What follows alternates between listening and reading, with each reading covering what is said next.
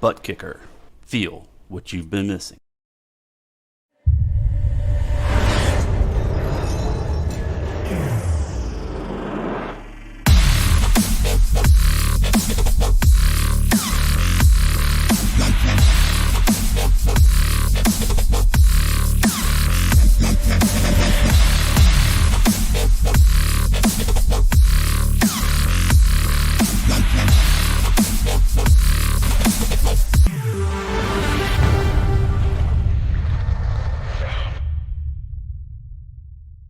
Get yours today at thebuttkicker.com and be sure to use our 20% discount promo code ISCA20.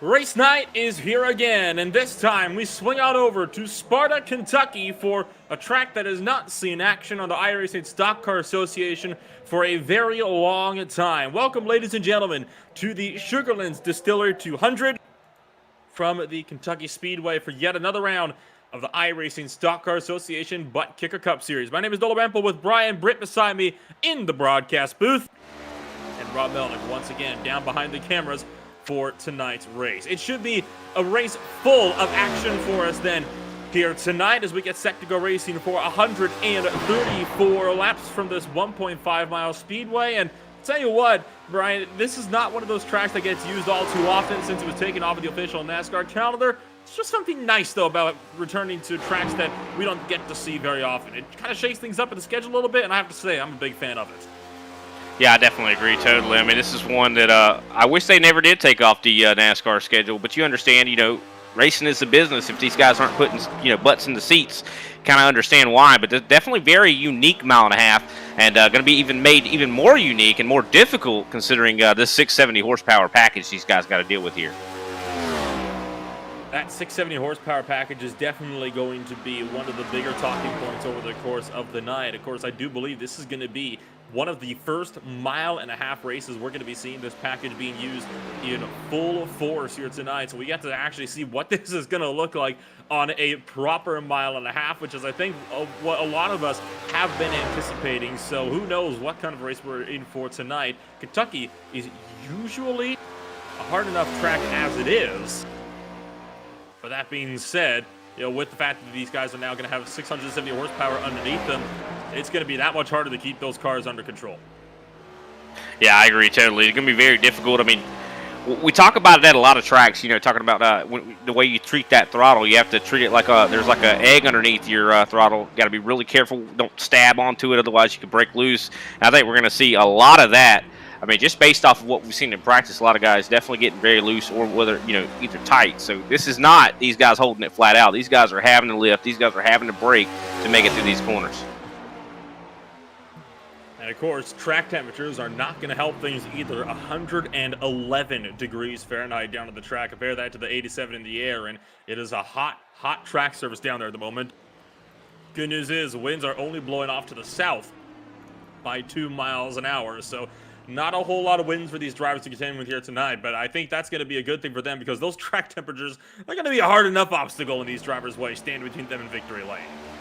Oh, yeah, that's definitely going to be one thing that's going to be in these guys' mind. It's going to make it really greasy out there on the racetrack. It's going to be like they rub some butter all over this surface, and that horsepower not going to help out either because, I mean, you got to be able to have traction in order to use that horsepower. 1 minute remaining in qualifying, and currently on pole position, it's none other than Clayton Hoffman, the driver that just dominated the race at North Wilkesboro 1 week ago. Jeffrey Souza again set to line up beside him on the front row, it would seem. You've got yourself, at the moment, a good 25 drivers that are all signed up and ready to go qualifying here from Kentucky Speedway. Only 23 of them so far actually joined up into the session, so hopefully Travis Manning and Christopher Tate will be able to join us not too far away. 30 seconds left here in qualifying. Do you think anybody's going to be able to beat off to that pole time? I think time has pretty much ran out for that to happen. It doesn't look like there's anybody else on the track. So, luckily for him, I think he's safe. So, with just 10 seconds left in qualifying, we're going to take a really brief step away. And now, it is, of course, time once again for the United States of America National Anthem. Oh, say, can't you see by the dawn's early light what so proudly we held at the twilight's last gleaming, whose broad stripes and bright stars through the perilous fight o'er the ramparts we watched were so gallantly streaming, and the rocket's red glare, the bombs bursting in air, gave proof through the night that our flag was still there. Oh, say does that star-spangled banner yet wave o'er the land of the free and the home of the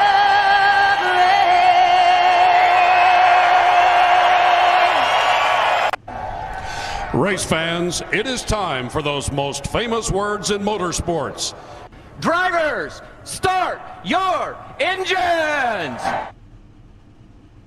Starting on pole position here from the Kentucky Speedway is going to be Clayton Hoffman with Jeffrey Souza beside him on that front row. Andrew Grisbaum is starting down in number 3 with Carl Dodson in 4th on row number 2. Row 3 holds Dan Shamoon and Chris Johnson. Philippe Radojic is going to be in 7th place with Wayne Grossi in 8th. That puts Don Avery in 9th with Greg Bartlett rounding out the top 10, Brian. Al Kozlowski going to be starting off in 11th. 12th place is going to be Kenny Powell. 13th, John Mullins. 15th, Mark Paget. 16th, Josh Schaffner. 17th, Thomas O'Hara. 18th, R.J. Root. 19th, Christopher Tate. And rounding out the top 20 is Paul Olson. Matthew McMeekum going to be starting at 21st. 22nd is going to be Derek Jacobs. 23rd, Chuck Phillips. 24th, Mark Sanchez. And rounding out our 25-car field is James Oxford. That'll do it for us then here for the starting grid here of what is going to be an exciting race for the Sugarland Distillery 200 from the Kentucky Speedway. A bit of an interesting little tidbit I'm starting to notice here about where we got ourselves lined up here on this grid here, Brian. Usually when you get more of a staggered start like this, the pace car is going to be right at the end of pit road. This time, though, how about starting right at start-finish line? You can see that by the blue line that comes right across where, just between where the pace car Hoffman sits, that blue line is the timing line where all of the official scoring is taken from. That's pretty interesting, a little detail to notice there, Nolan. I would thought that's what that blue line meant.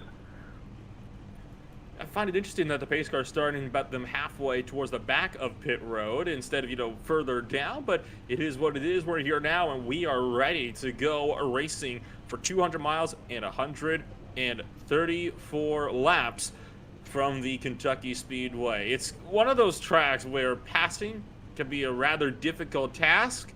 And this track is honestly not the biggest mile and a half. Yes, it's a bit wider than most, but that being said, you have to consider when it comes to passing, it can be a little bit more tricky than the likes of tracks like maybe Vegas or Kansas.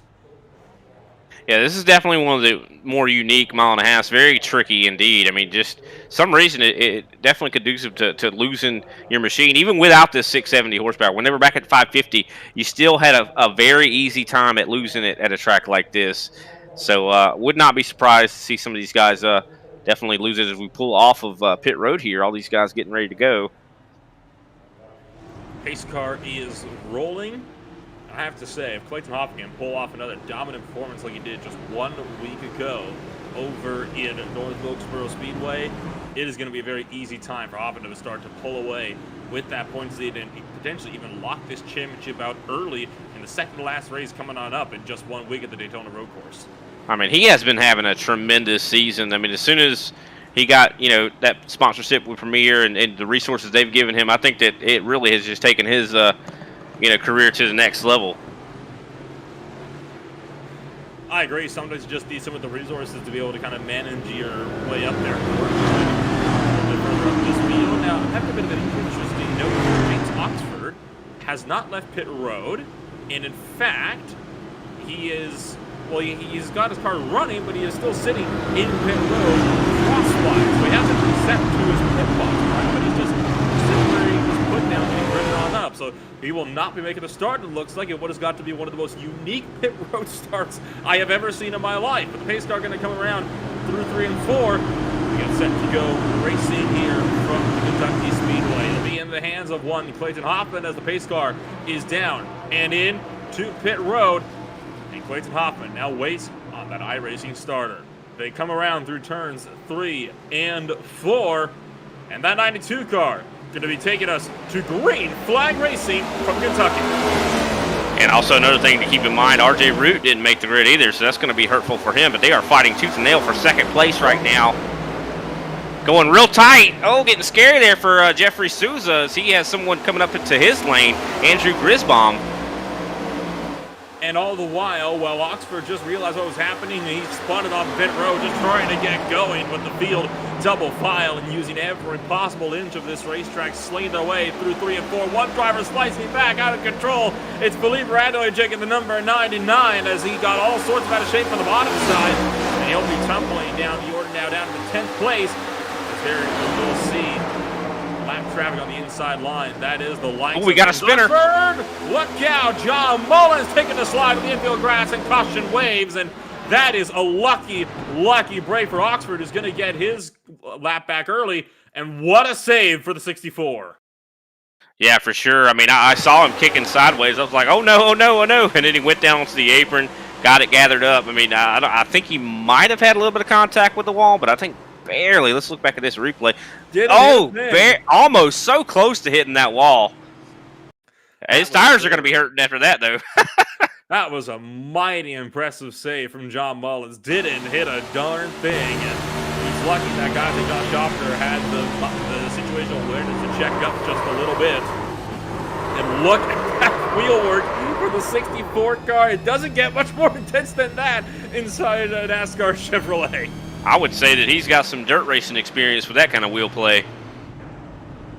Holy cow. So under caution for the first time tonight. Lap number 2, yes, but at least we still have all 23 drivers on the lead lap. And how about this? I'm not sure if Oxford's actually going to get his lap back or not.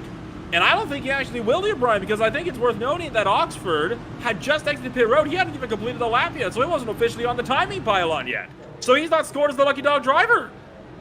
Yeah, that is unlucky right there. He's going to have to hope. I mean, he's still not out of this yet, though. I mean, you got to think. I mean, we got 2 stages, one at 25 and one at 50. That's an opportunity for him to get back on the lead lap at some point. So, I mean, if he just be patient here, I think he'll be all right. Okay, just a bit of a delayed reaction on iRacing. Oxford has been given the lucky dog and has now proceeded to take that wave around the outside line. So iRacing just wanted to keep us on our toes a little bit. I was thinking this race is about to get kicked into high gear. We haven't even started it yet. Not really, at least. Well, we got your 2 stage cautions coming up as well. So while Oxford was 2 laps down, he is still 1 down now, but he does have another caution coming up on just lap 25, where he will be able to regain that other lap on the racetrack. So there's this race definitely not yet over for Oxford. I'm just a bit curious because, I mean, he started this race in pit road crosswise like how all the other drivers were when he originally gridded up, but as soon as the green flag dropped, I don't know if he didn't realize what was going on or what, but as soon as the green flag dropped, he just smashed the throttle and spun the car out on pit road. That's why he ended up going 2 down. I mean, I guarantee you it's something as simple as he went to the bathroom and came back and realized, oh, no, you know. But I will tell you, though, I feel like, you know, even though we didn't see a lot of racing here, in that 1 or 2 lap span we just saw, we saw a lot packed into that. I mean, there was a lot of 3 wide. There were a lot of guys losing them. We saw, what was, I do believe, I think you said Radojevic. He definitely lost it there and gathered it back up. So there is a lot of trickiness to this track. I mean, I don't think the audience out there notices, you know, you can see how on edge these guys are. Cold tires on a hot track surface is usually not the best of combinations, and that is something that a lot of these guys are having to find out the hard way. And we are still under the precaution here from the Kentucky Speedway. So we'll take a very brief first break, and we'll be back with you when we're on the green.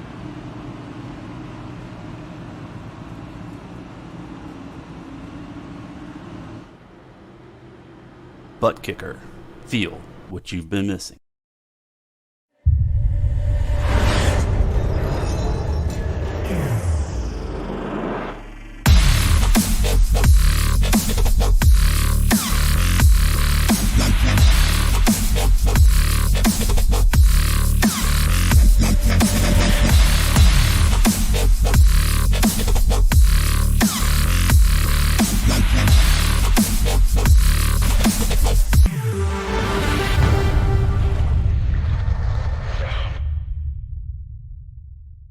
Get yours today at TheButtKicker.com and be sure to use our 20% discount promo code ISCA20.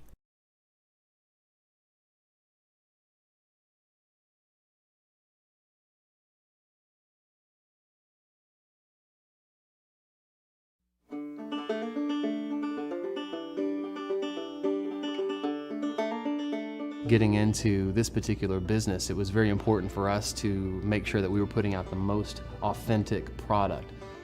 Sugarland Distilling Company is a fantastic distillery in downtown Gatlinburg, Tennessee. Our goal is to spread across the country. We would love your help in doing that.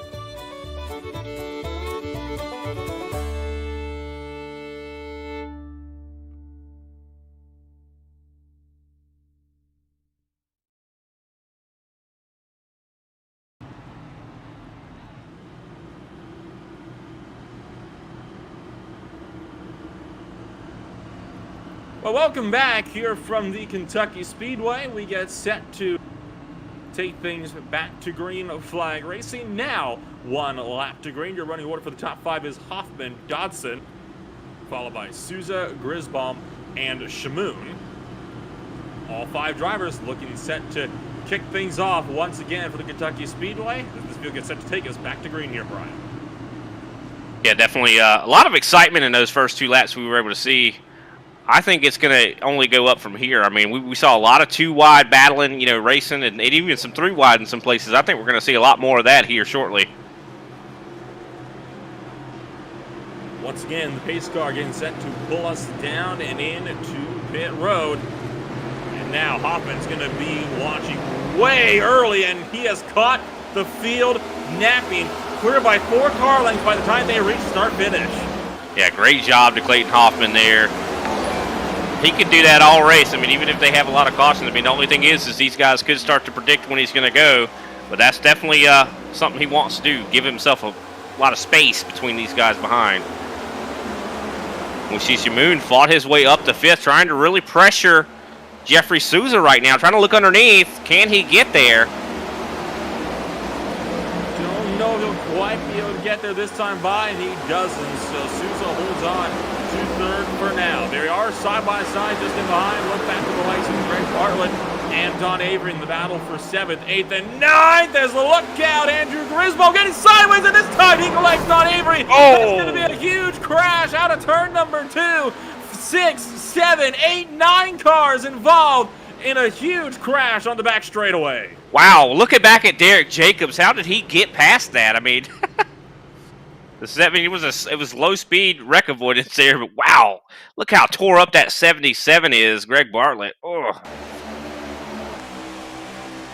Under caution for the 2nd time today, and another bad day for the likes of guys like Greg Bartlett. This is the caution, I do believe, though, that the likes of Oxford would need to get themselves back on the lead lap. 78 just getting loose and tags the 11 as a result. He was up at the 77, and it's just on from there. The track's almost completely blocked. Oh my gosh, Josh Schaffner, did you see the 50 car just barely managed to scramble through that by the skin of his teeth? That was one of the most impressive wreck avoidances I think I have ever seen in a very, very long time. Yeah, I mean, especially with a wreck like that, it's so hard to predict where these guys are going to go. I'm shocked he made it do that. Looking on board this time by, Kozlowski also made it around, and oh boy, that was just luck that he happened to slam the binders when he did. If he didn't jump on the brakes, he absolutely would have pile driven. I think it was the 71 that came down across him. Goodness gracious, though, a tremendous wreck, and that is taken out a good number of drivers, and I'm currently counting about, let's see here, 1, 2, 3, 4, 5, 6, 9 cars on pit road. You look back to Schopper once again at another replay, and this is just going to dice through, and guys right behind him also got involved. Yeah, I think the one that got it the worst has got to be that 77 of Greg Bartlett. He got it the worst. Everybody else still has their bumpers. He does not.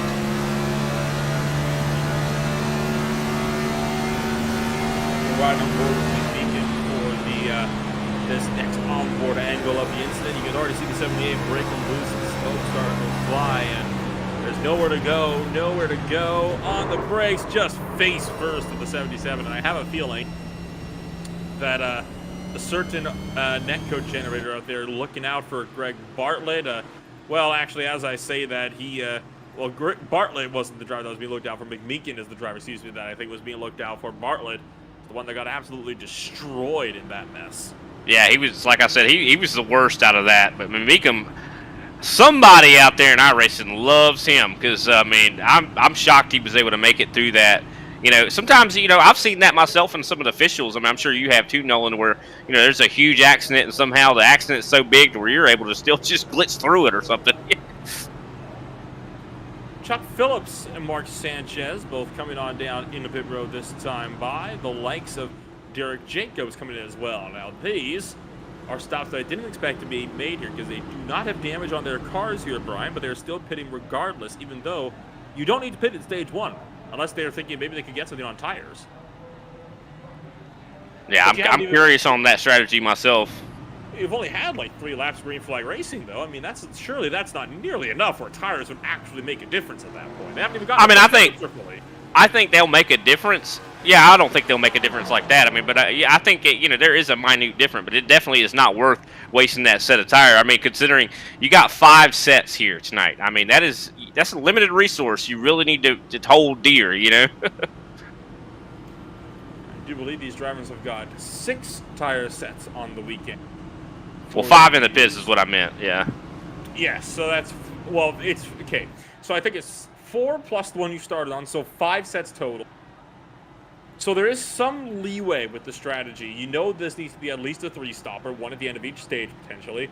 Although I guess theoretically, you could even go through both. No, you would not be able to go through both stages. So you do have to pit once at the end of each stage, because you can't make both of them on one stint of fuel. And then once about halfway through stage 3.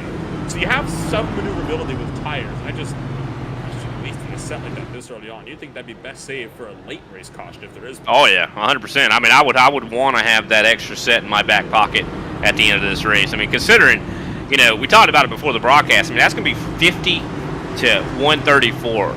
So I mean, that's 80 something laps right there that these guys are going to have to do. And if it goes green, you're definitely going to want to have an extra set or something in your back pocket when you have a late race caution. Lights are out. Top of the pace car, we get set to go. Green flag racing this time by. We are already down to just 19 cars on the lead lap presently. Kind of hurts almost when you have to take that into a bit of consideration, doesn't it? Yeah, I mean, but you know, this is one of those races. You know, it's the track and car combo is just so difficult. I mean, especially with that 670 horsepower, this track is very hard, and it is going to filter out, you know, the real drivers out here tonight. I feel like, but we talk about, you know, people on the lead lap though. James Oxford is back on the lead lap. Glad to see that. That's for sure. In 18th. And out of the 24 cars that have made starts so far, only the top 20, well, actually just the top 20 are still out on the racetrack, with everybody else out of this race. That includes Greg Bartlett, Andrew Grisbaum, along with Raymond Root, who never started tonight's race. So we are set to go back green flag racing. Hoffman going to take us back to green flag conditions. Carl Dodson this time trying to anticipate, but it didn't go his way. Souza already getting a bit of a bump draft from Chris Johnson on the restart. Yeah, I mean, Hoffman's got this down to a science. But Carl Dodson getting a huge run up on the top with the help from Dan Shamoon. Dan Shamoon getting real loose. Catches Stephanie Souza. Oh, no. Oh, and then more contact after that. This is just stacking up into a big wreck. That was Christopher Tate that this time ran into the thick of that mess. Just caught up in smoke. Couldn't see where he was going. And it wasn't the only one. Felipe Radojic collected for the second crash in a row. And James Oxford, a driver that just got on the lead lap, right there, just nailed the 55. Yeah, as soon as Shamoon started losing it, that was just bad news for a lot of those guys, especially Souza, just caught. And they were doing such a good job, him and Carl Dodson. They were getting massive runs. But sometimes you get them massive runs, you start to get greedy, wouldn't you say, Nolan? You have to remember, new package, less downforce on these cars, higher horsepower. On top of that, you've still got cold tires on a heating up track surface up to 113 degrees, and these drivers have still not had nearly enough time to get those tires into an optimal working temperature. So yeah, it's the case of you have a whole bunch of factors that all kind of culminate into one really bad situation. 100%. I mean, these guys just have to kind of step back a little bit, especially when it comes to cold tires. I mean, these tires, whenever you lose grip, I mean, they're lower profile, so you're not going to know it as, you know, whenever you're losing. It just happens so fast. This time we're not going to have anybody left by the time we finish up stage 1. At the moment, I'm only counting 11 cars, excuse me, actually out on the racetrack. 11th, 12th, 13th, 14th, 15th, all in pit road. Paul Olson coming down just for a bit of a top-up on fuel. Same story for Sanchez, so that'll make it 13 on the racetrack. But cars I'm counting in pit lane, you've got Souza, Shamoon, Grossi, Avery, Tate, Phillips, Oxford. That is an almost impressive number for just having 15 laps completed in this race. We are now, I imagine, only going to have about 15 cars on track to take this restart, if that. Yeah, definitely. We have really cut into these guys. Attrition really is starting to show up out here for sure. I'm curious. I mean, it looks like, yeah, about 16 cars going to be still driving around, it looks like. I don't know, though. Sousa's still sitting on pit road. I mean, he still is able to go. And now, actually, he just went a lap down. So, yeah, looks like we're going to have 16. He got nailed a couple of times throughout that wreck. He got it just about as bad as Dan Shamoon did throughout that whole mess. So those are the two drivers that are having the most unfortunate moments of the night thus far. 13th place, Kenny Powell back onto the pit road. Got a bit of extra damage fixed. Wayne Grossi will inherit the 13th place. And it's such a pivotal part of the season, too. This is not good for those guys. It certainly is not. Christopher Tate has just left pit road. And while we're under this caution period, I want to kind of look into the championship standings just a little bit because, well, I don't have a whole too much going on right now. I do imagine it would be Clayton Hoffman still well on top of the point standings. In fact, I am correct in that. And it is Kenny Powell with 28 points back, and then Justin Levine, of course, is not in the picture. So from Powell, it's almost 50 points back. And just when he's supposed to drive for Chris Johnson. This is really down between Powell and Hoffman at this point for the championship this season. Yeah, Kenny Powell's got to definitely be hoping that Hoffman loses that lead or something bad happens to him. I mean, Kenny Powell's not doing bad. I mean, we talked to him a little bit before the race, and he kind of said that, you know, he was all going to be about trying to survive. And he's been doing it exactly that. He's in 14th, doing a pretty good job. Unfortunately, to go along with that, you know, Powell has damage already tonight, and we're only 15 laps in. Hoffman, completely clean car. And he's been getting great restarts as well with no pressure from behind. So Hoffman's looking to extend that lead. And the way this pattern is starting to develop, he's going to at the end of tonight's race. Well, I mean, I would definitely have a lot of confidence in Clayton Hoffman, but then again, you know, we haven't seen a long enough run to see what these guys are going to do in the longer run, you know, how these tires are going to wear. So, I don't know. I mean, Hoffman could be getting these great restarts, but, you know, after the long run, what's going to happen after 10 laps, 20 laps? We'll have to wait and see. We're going to have to wait till stage 1 before we even get that deep, because there's not even going to be 10 laps left in stage 1 by the time we take the green flag. The first stage ends on just the 25th lap of the race. We're going to be going green to 18 with just 7 laps to go in that opening stage. Yeah, definitely going to be a short, you know, little race to the end of this stage. But these guys got, you know, I think they learned a lot of lessons in this stage, and hopefully they take it on to stage 2. Get it out of your system early on so you can be there in the end. 100%. Here we are preparing to go back green. Pace car lights are out. Let's see if Clayton can repeat that performance on the restarts. I mean, sooner or later, these guys are going to get wise to it. You know what I mean? Surprised they haven't gotten wise to it already with how many early jumps he's been able to get. We'll see if Carl Dodson can have anything for the 92 off of restart number 4 on the night. Pace car is into pit road. And Hoffman, this time, holding the field a touch long, but as soon as he gets fully off of the corner this time, pulls away. Dodson was a bit better off the line, but still needs to work on that reaction time. Chris Johnson up the inside of the 42 into turn 1. Yeah, battle going on for second place, and also some battling going on for 5th. Thomas O'Hare trying to battle on the high side of Josh Schaffner here. 117 looking a bit dicey with Schaffner down low. John Mullins, who was the cause of caution number 1, just in the thick of this as well. Look out for McMeekin, who's also looking to throw his hat into the ring as well. Yeah, a lot of battling going on, a lot of jockeying for position. I think these guys have gotten a little bit more confident with their machines. Al Kozlowski now being challenged. Thomas O'Hare fighting on the high side. That high side is looking very strong. But I think it probably burns tires up a little bit more than you probably want. And for the lead, Carl Dodson going to take it into turn number 1. Dodson goes through, or trying to at least, for the race lead. Oh! Alongside. Oh, look out! Dodson sideways, and he's going to just tag the wall, but no caution. We keep it green. But that's going to be damage now on the right side of Dodson's car, and that's going to destroy the battle for the lead, and it's falling apart for the Triad driver. That is unfortunate to see that. I mean, but good job on him to, you know, keep that from being a caution. It's unfortunate for him, but he, you know, definitely class act there. Gives lead right back to Clayton Hoffman. I was really getting nervous for Clayton because, I mean, Carl was really starting to put a lot of pressure and really show that, hey, Clayton's not perfect. You can come up here and you can beat him. See Schaffner clear down across the nose of Beacon as we hit 5 laps left to go in stage number 1 here from the Kentucky Speedway in the Sugarland Distillery 200.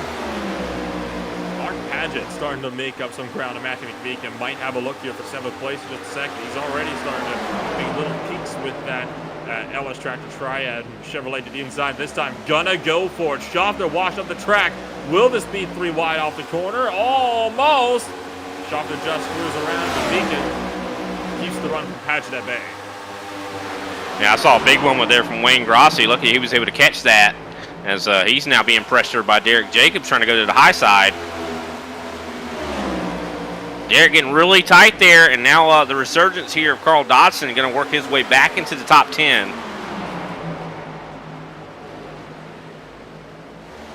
Paget still working the low side of Matthew McBeacon, still trying to find a way through as we hit 3 laps to go in stage number 1. So far, that battle for 7th place is the one to watch. McBeacon going to back off early, though, for turn 1 and let the 0-2 have it. Now, look out as Paget getting hungry up inside of Schaffner out of turn 2. Yeah, I think he's trying to get 2 for 1 here. He's even going to try to go underneath the 64 of John Mullins.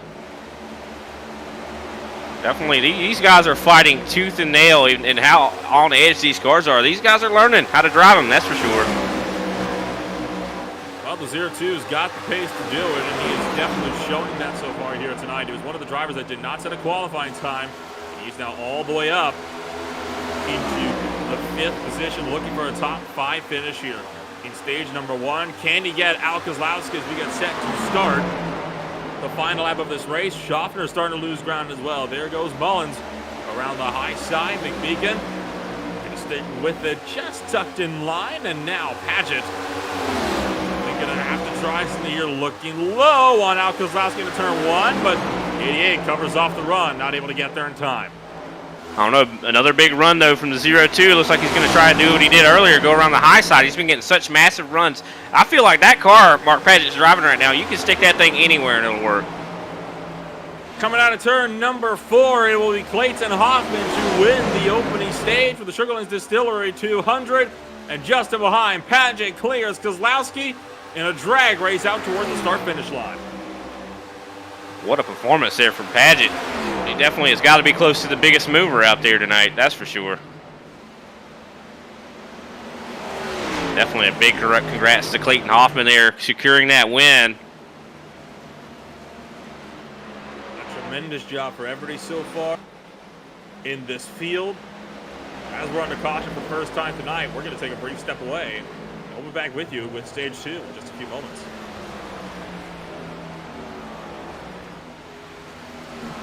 ButtKicker. Feel what you've been missing.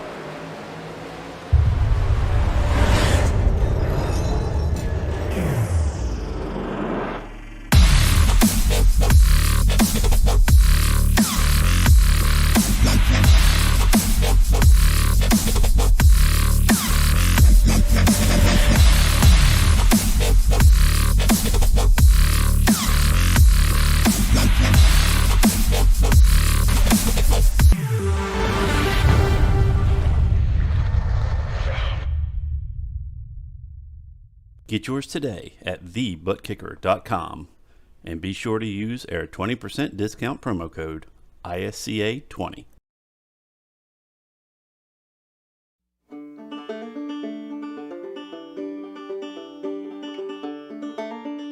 Getting into this particular business, it was very important for us to make sure that we were putting out the most authentic product.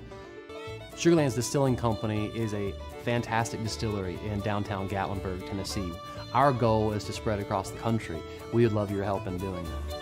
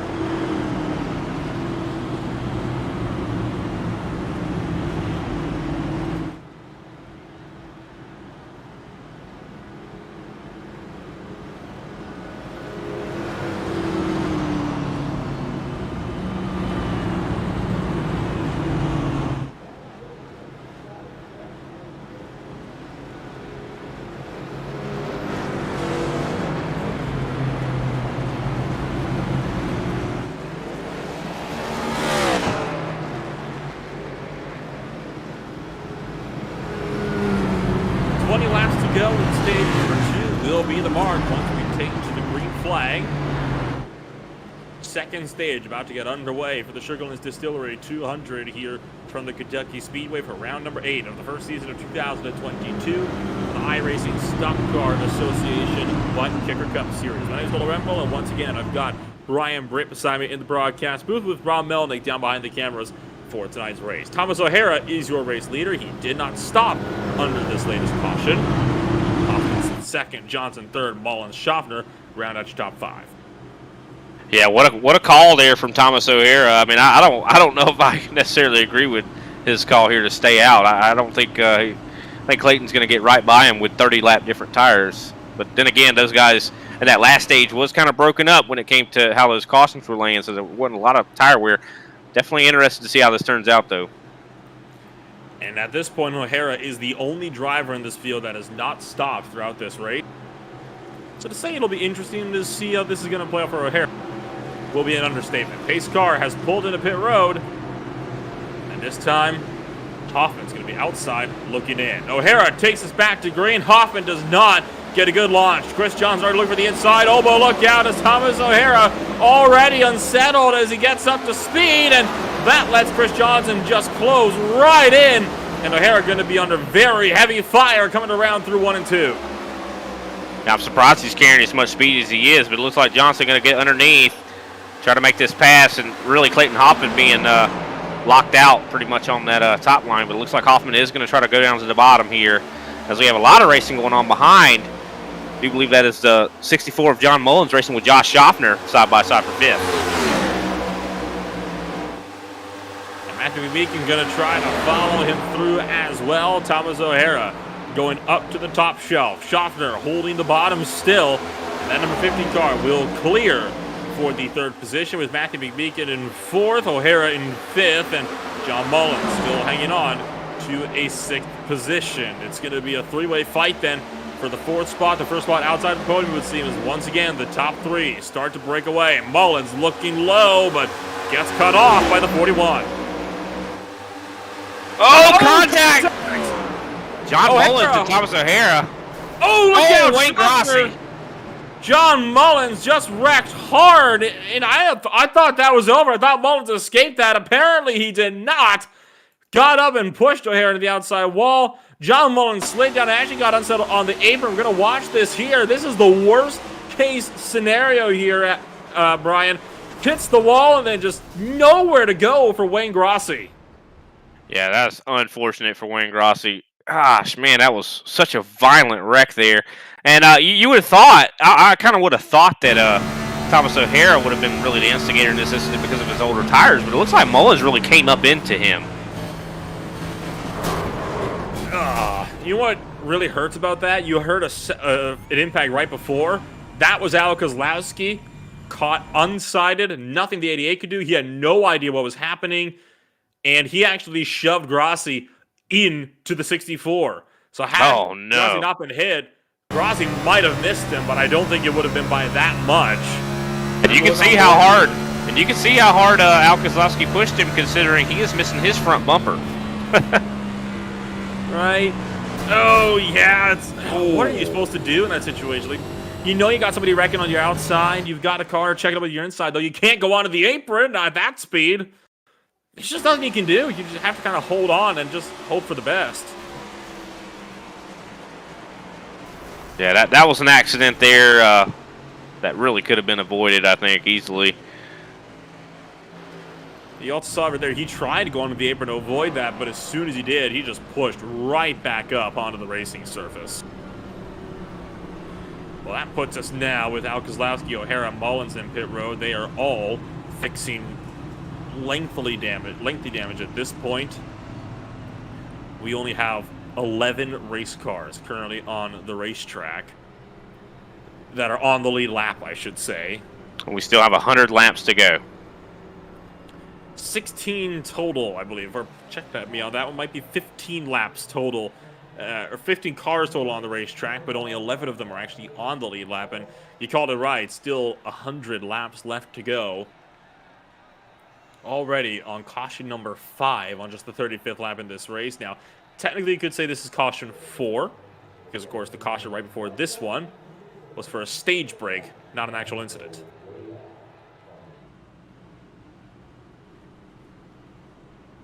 Definitely curious if these guys can, get it together. I mean, I feel like they definitely have it in them. I just think some of these guys just make too aggressive of a move, especially we got so much racing left to go. I think patience is a virtue in some cases,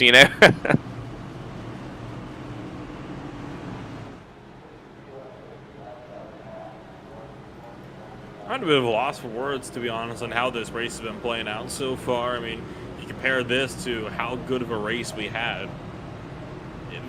at the North Wilkesboro Speedway just 1 week ago.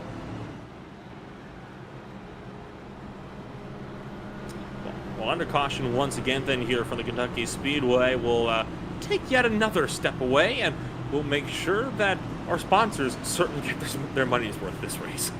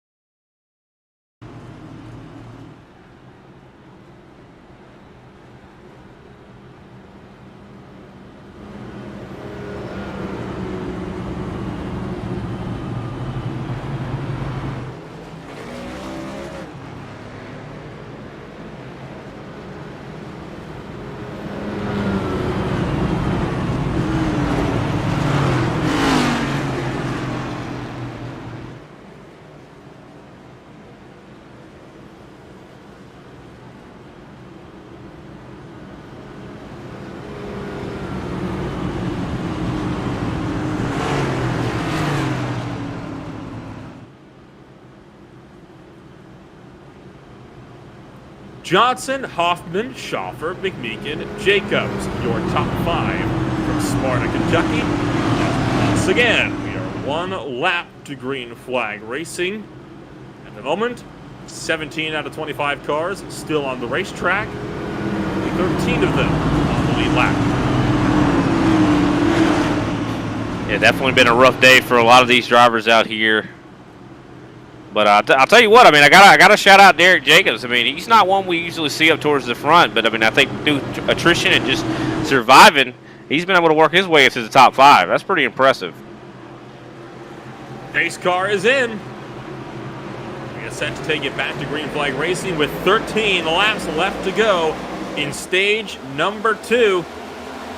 Chris Johnson takes us back to green flag racing. Josh Schaffer is second with Hoffman in third, McMeekin fourth, and Derek Jacobs rounding out the top 5, but slow on the restart for Jacobs will give the battle to second place between Hoffman and Schaffer. We're both in a dead heat at the moment, out of turn 2, down the backstretch. Now, I'm telling you, I feel like, Hoffman's so good at starting from first place, but because he's been having to start on that high side, he has just been suffering on these starts. But luckily, he was able to defeat Josh Schaffner. He is up to second securely now. Matthew McMeekin up in fourth.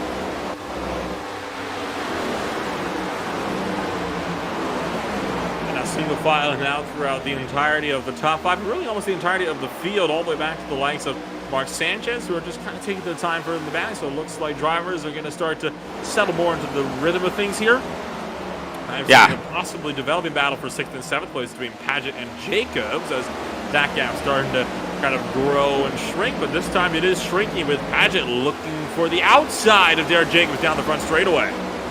And that's been a classic move that we've seen Paget make. I mean, he is so good on that top side. He can put that car anywhere, I'm telling you. That 0-2 so fast, and he's clear Derek Jacobs. would not be surprised to see him finishing in the top 5. He's got a fast ride. And now, speaking of the top 5, that's the next driver in the sights of Mark Padgett. Is going to be the 5th place driver of Matthew McMeekin, who is going to be trying to no doubt close up to in short order and trying to make quick work of as well in his fast little number 41 Mustang. So, what can Padgett do? Can he break into the top 5? Can he work his way up to Schofter and potentially break his way to a podium by the end of stage 2? Wouldn't be surprised. Like I said, his speed is really on point. I mean, compared to everybody around him, I think the only people that are really faster than him right now is Dodson and the top 2, Chris Johnson and Clayton Hoffman. So, I mean, Padgett's got top 3 speed, I do believe.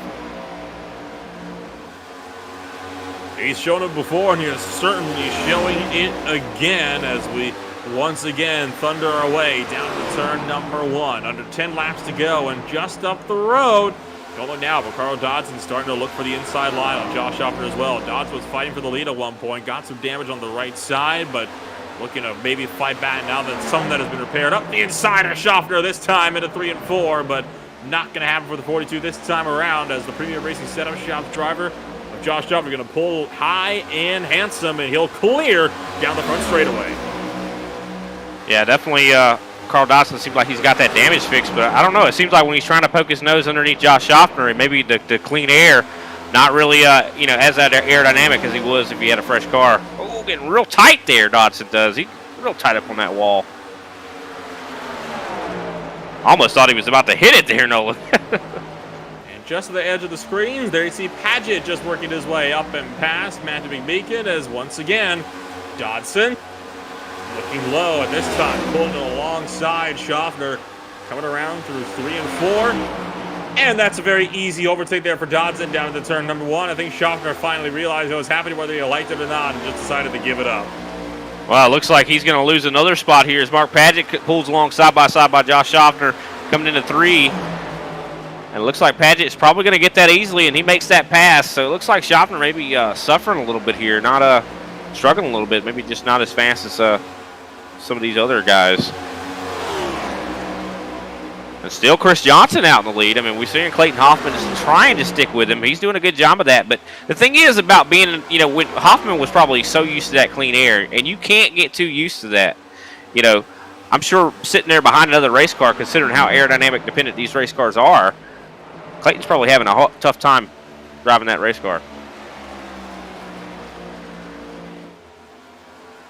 Hoffman definitely not being able to close it as much as he might like to Chris Johnson, but he is closing the gap nonetheless. So 5 laps to go, and the gap breaking under 1/4 of a second for the top 2 and the stage to win as John Mullins is coming to pit road. So has Wayne Grossi coming on in this time by. So Hoffman will once again continue to work his way around and just try to slowly but surely close up the back end of the number 48 Toyota Camry. Still hovering at around 1/4 of a second with 4 to go in stage 2. Yeah, one thing that I've always been told is one thing to catch someone, another thing completely to pass. So Hoffman still has a lot of work to do if he's actually going to be able to pass Johnson. Johnson definitely has some pretty killer speed out there right now. And at no place does that ring truer than at the Kentucky Speedway when it comes to 1.5-mile racing. This is a notorious track for being difficult to overtake at, and starting to really show that trade-off here in the closing stages of stage number 2 as Hoffman still works to close up the back end of Chris Johnson. Just 0.2 of a second now separating them. Hoffman's there. He's going to be ready to pounce at this rate by the time they get to that final lap. Yeah, there's also some pouncing going on right there behind as Mark Padgett really putting some pressure on Carl Dodson now. So, I mean, there's a lot of opportunity for some changing of some hands and positions here. Padgett looking for 3rd. Pit road has closed this time by, and Hoffman going for the lead, but gets cut off by Chris Johnson down to the turn number 1. Hoffman tried to look high. It was nothing doing, though. Chris Johnson covered him off. He's got to run, though. Loose that time out of turn 2, but Hoffman is there looking once again for the high side through 3 and 4. Banked at just 14 degrees, which could give Hoffman a better run, and that it does. Way up to the top shelf, but Hoffman is there, and he's going to try to go for that overtake for the race lead. On the final lap here of stage number 2, just a few thousandths of seconds separating both drivers at the line. Clayton Hoffman trying to power through and take one up from Chris Johnson at the final stage as Johnson clears up the wall towards turn number 3. Down the back straightaway. Will Hoffman look low? No, he does not. He instead backs off, and I think that might be battle over for Clayton Hoffman. Chris Johnson will come around through 3 and 4 and snag the second stage win away from Clayton Hoffman. But what an effort. Oh my goodness. I mean, that was insanity seeing those guys cross the line at only thousandths between them. I mean, that was insanity there. So much fun to watch. Absolutely thrilling stuff. And once again, caution flag flies from the Kentucky Speedway, this time for a competition yellow for the end of stage number 2. We'll take another quick break. We'll be back in a moment.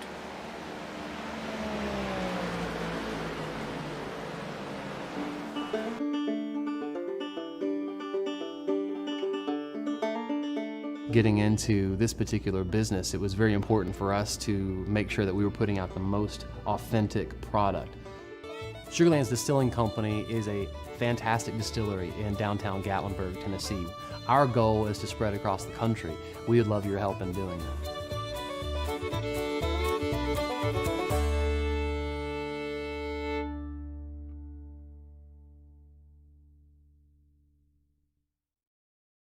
ButtKicker. Feel what you've been missing.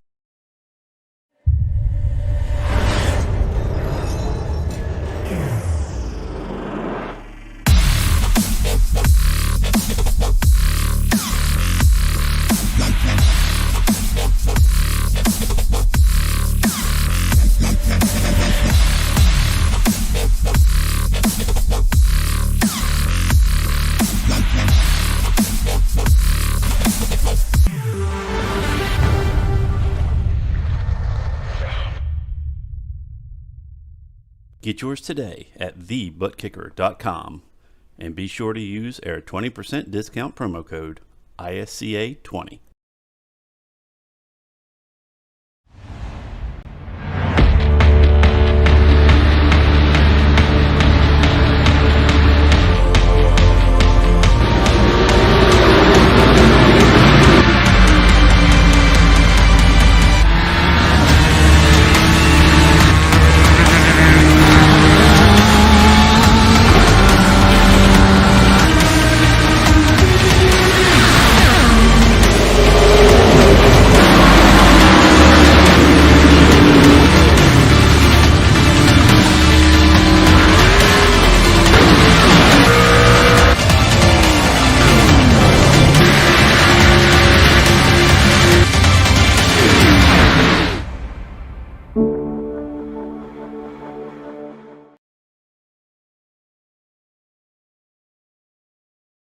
Stage number 3 about to get underway here from the Kentucky Speedway. I believe we're going to be about 3 laps to green this time by. Hoffman has been doing a great job so far on trying to be in control of this race. Didn't get a stage 2 win, but did, crucially, win the race off of pit road, Brian.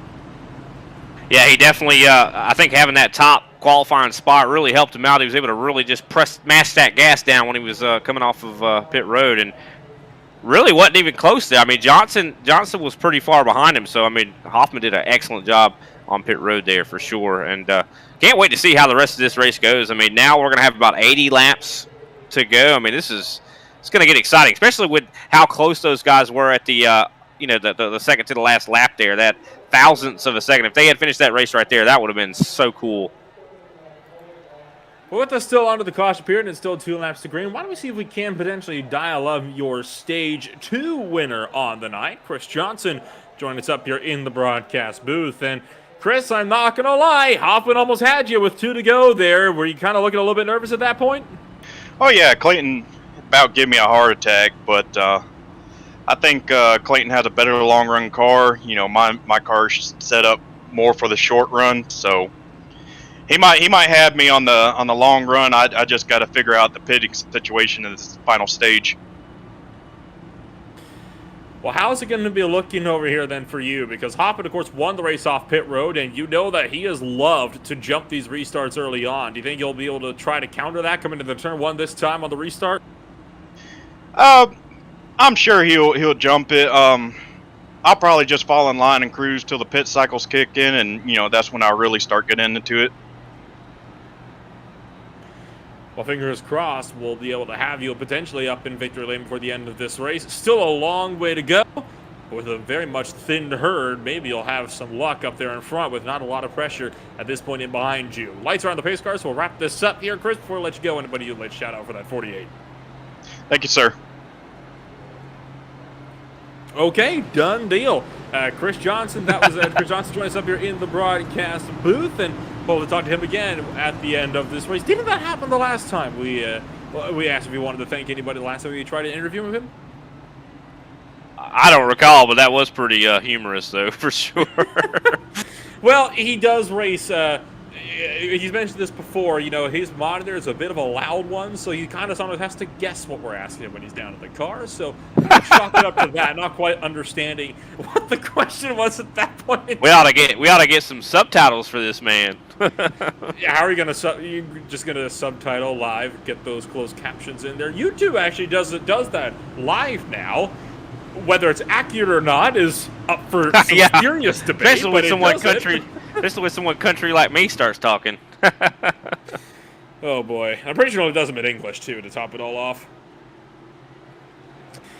Well, lights are on the pace car. We get set to go green flag racing once again from the Kentucky Speedway here in Sparta, Kentucky. Clayton Hoffman going to be in control of the restart. He's jumped all of the restarts he's been in control of very early on as pace car pulls down and then backing up the field a bit. Oh, they're starting to jump behind him, and now Clayton Hoffman launches with a very discombobulated field, just trying to figure out what the heck just happened up the road. I'm trying to figure out that same thing. I mean, they were about to go 4 wide for a second there. Well, the problem was, second place started to go. That meant third started to go, then fourth, then fifth, and so on and so forth, all the way further on back, and it's the accordion effect. We're just lucky it didn't result in a big incident. Oh, yeah, for sure. I mean, the leader's the one that starts this thing, and, he didn't go, so they all had to just check up, and it could have stacked them all up, but luckily it worked out.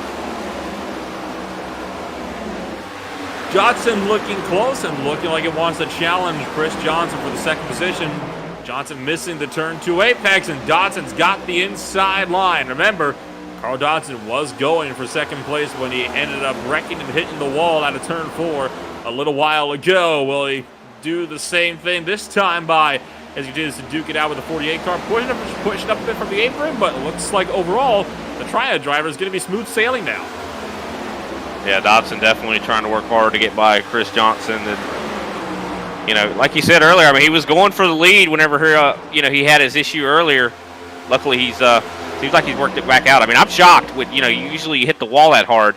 It's something that you're going to feel for the rest of the race. But he seems like he's still got a lot of speed in that machine. Trouble behind. And the big mess coming out of turn number 4 was Don Avery, I think. Check that. No, Christopher Tate having a huge moment. We got to get another look at that if we can, because that has got to be better than Chris Johnson saved, because this one didn't even bring out a caution. And Brian, it was in the middle of traffic. Watch this and hang on tight. Back and steps out, cuts it back, and look at O'Hara and Sanchez having to scramble. How is that for a save out of turn 2? Yeah, I mean, you could tell that he was definitely wheeling that machine to save that. I mean, it was kicking all out of sorts. And watch what he does here. Watch as the back starts to turn back towards the wall. He actually locks it down. He locked up the tires, and that is what saved the car, because had he kept his foot in it or even just lifted off, that car most certainly would have either hit the wall or fishtailed back to the left and spun him around. That is some great car control. Oh, yeah. Well, definitely heating up here in the top 4 as we see Mark Padgett catching up here to the back of Carl Dodson. And, of course, Chris Johnson also right there with Clayton Hoffman. So this is a pretty hot battle up here in the top 4. It's starting to get closer and closer. Hoffman is able to break away big time when the stages start, but never quite able to really hold on to it all that much. And now Chris Johnson looking like he wants to threaten Hoffman's lead. And here comes Dodson.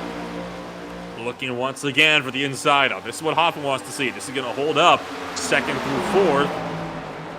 Dodson pulls ahead in turn 3, but not enough to complete the pass. Dirty air will cause Dodson to slide on back right to where he started in third.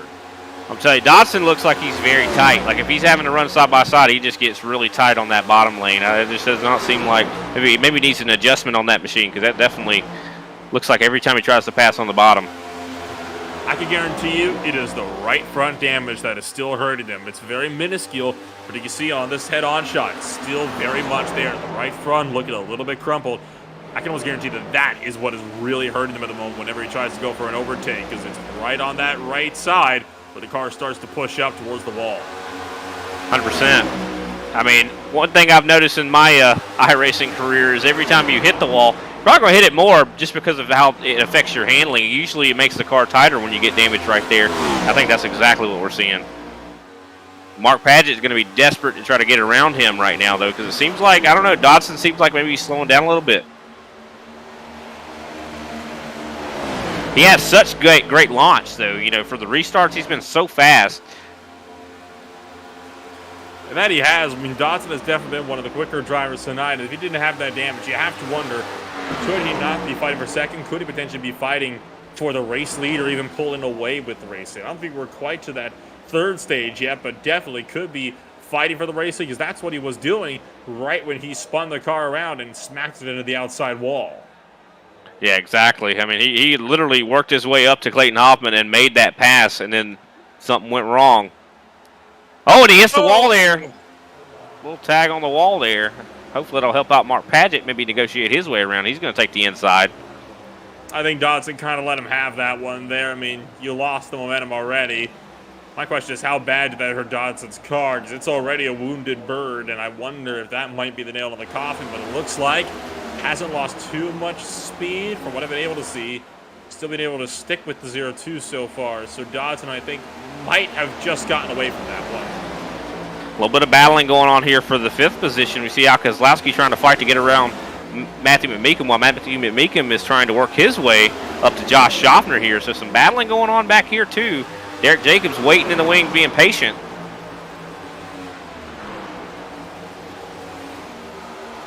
This time, Kozlowski going to actually be up the inside of McMeekin through 1 and 2. No room, though. Jacobs will take advantage of that mistake and maybe try to go outside line into 3. Taking the wider entry. Kozlowski forced to take a shallower line, which caused him to lose more speed.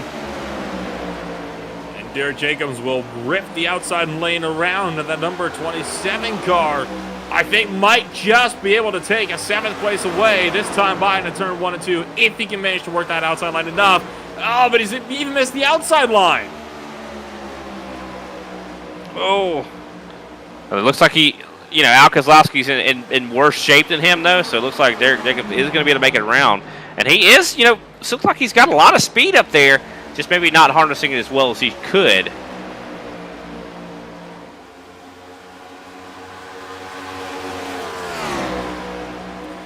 And now that Derek Jacobs has gone, Jacobs clipping the wall out of the tribal into turn 1, but still had enough speed to try to dive it up the inside of McMeekin into turn 1. Not enough speed to actually make it stick for very long, but enough nonetheless. He was able to get the nose in, and sometimes that's all you need. And this time, going to go in deep through turn 3, makes contact, and that's going to slide Jacobs around. But Jacobs saves it.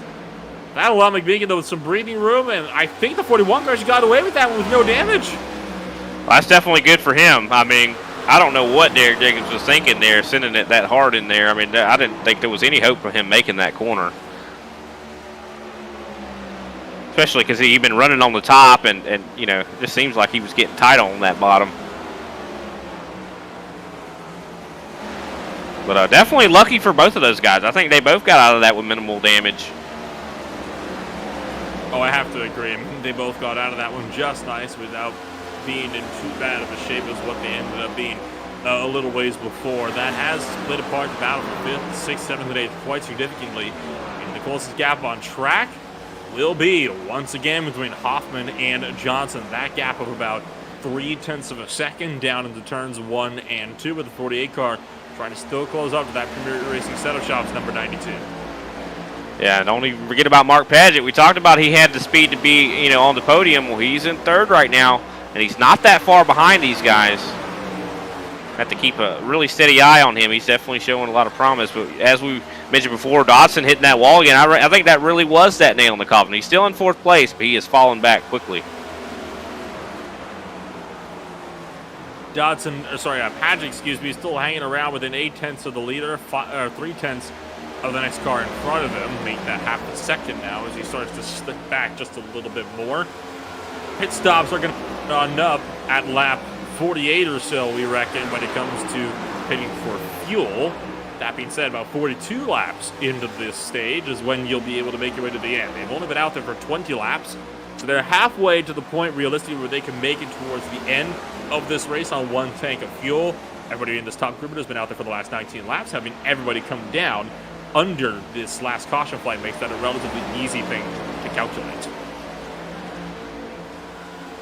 Yeah, definitely curious to see how the tires keep wearing them. And we're seeing some dramatic fall off, over half a second, 6/10 so far. I mean, this is about the longest run we've seen all race. So I'm very curious. This is almost unknown territory here. Some of the bigger movers and shakers so far today, McMeekin and Jacobs are both plus 15 for where they started so far in tonight's race. They are running 6th and 7th respectively, so both those drivers have had a solid day. You want to talk about bigger points positions, then you need to look, of course, to Mark Padgett, plus 12 from where he started earlier this race. Some of the guys that have had some major fall off, I think the most notable one of those would be Souza, down 13 spots, but still on the racetrack, 9 laps down. He started on the front row. The driver that has dropped the most, that would be Andrew Grisbaum, minus 20. He started 3rd place on the day. Yeah, not a good day at all. And watching right now, the leader, Clayton Hoffman, coming up on another guy that's not having the best day, Kenny Powell, putting him a lap down. At this point, Kenny Powell is already, well, he was already slow, but not a lap down. He is now your lucky dog driver, which takes away that opportunity from Don Avery, which I imagine is not something Avery's going to be the most pleased about, to say the very least. Hoffman's still keeping it nice and tight here and up close and personal with Chris Johnson. How about the battle, though, between Jacobs and Kozlowski starting to pick up for P number 7, and Kozlowski's going to find the inside into turn 3 and go through into the 7th place. Derek Jacobs is really slow and out of line. I wonder if Jacobs had another scrape with the wall. Could very well be the case. I mean, looking at his car, it doesn't look too bad. I mean, it looks better than Kozlowski's does. Either that or maybe he just burned all of his stuff up early on in this run, right? Because that is a very real possibility as well with how hard a lot of those guys, from 5th through 8th were running each other throughout these first 20 laps of Stage 3. Yeah, and we just talked to Chris Johnson, too, about how, he thought Clayton Hoffman had a better long run than him. I mean, but Johnson's been sticking right there on him like glue as he's got some contact with the outside wall. Who is that? I believe that was Chuck Phillips hitting the outside wall there right in front of the leaders. That was kind of scary. I believe you were right. That would have been the 992 of Phillips, just scraping on the outside wall into 1 and 2. And talk about the battle for the lead still closing in. How about a 1/10 of a second? Just about to be under that. Not quite into turn number 1. Got to .104. Chris Johnson still applying some pressure to Clayton Hoffman, but since these guys used to be teammates, obviously they are good friends. You have to wonder if maybe that might impact how willing Johnson's going to be on throwing one down the inside of Hoffman. I don't think that's going to play into it at all. I think that these guys, you could be friends with another driver, but, when push comes to shove, you're going to do some shoving if you need to win a race.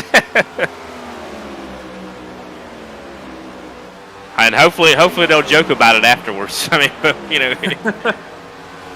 So current battles on the track, you got 1st and 2nd place, 5th and 6th about a 1/4 of a second apart. The closest battle between O'Hara and Sanchez, that is just 600th of a second. They're side by side down in the turn number 1, and Thomas O'Hara will go through on Derek Jacobs up into P number 8. So I think that was the case. Jacobs was burning his stuff up early on. He is losing a whole bunch of time as that Payson 27 Chevrolet Camaro once again slipping back another spot. And at this point in time, Jacobs Well, still has 7 seconds to work with, and that guy was pulling away from our Sanchez. So I think Jacobs will be able to stop the bleeding for now, but he's just got to hope that soon he'll be able to come down and put fresh rubber on that car. Yeah, I think that's exactly what it is. I just feel like, some of these guys, this is an open setup, league. We got to think about that. I mean, some guys might have came in here with not as good of tools as some of the other drivers we've seen out here. So, good on him to even be in the top 10, though.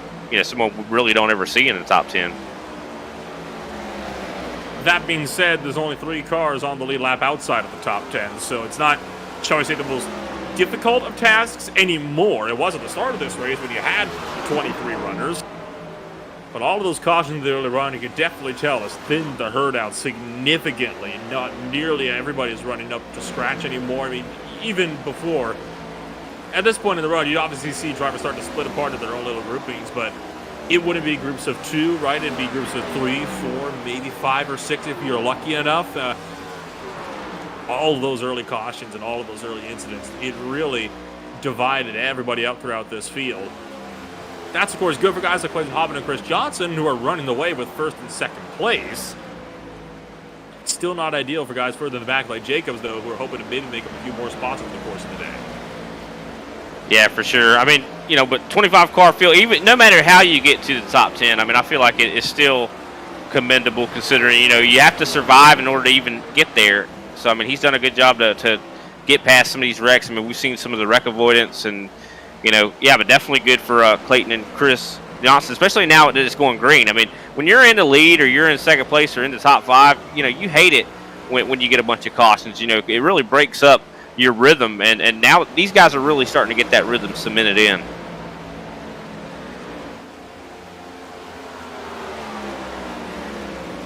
Fifth place of Josh Schaffner has been losing a little bit of time back to McBeacon, who looks to maybe cement himself as the driver that has made the most spots so far this race. This would put him plus 16 on the day, as Chuck Phillips has come into pit road, but of course 11 laps down, not necessarily a driver that you'd expect to be on cycle. At this point, this battle for 5th is the only one you got on the racing surface. Everybody else around the track is 2nd or more separated. Yeah, Matthew McBeacon's another one that definitely deserves a shout out here. I mean, great job from him to being in 6th place here on the verge of a top 5. If he keeps on point like he's doing right now, he's running some really good laps. But everybody really has started falling off tremendously. You're seeing a second of fall off, I think, in general from everybody.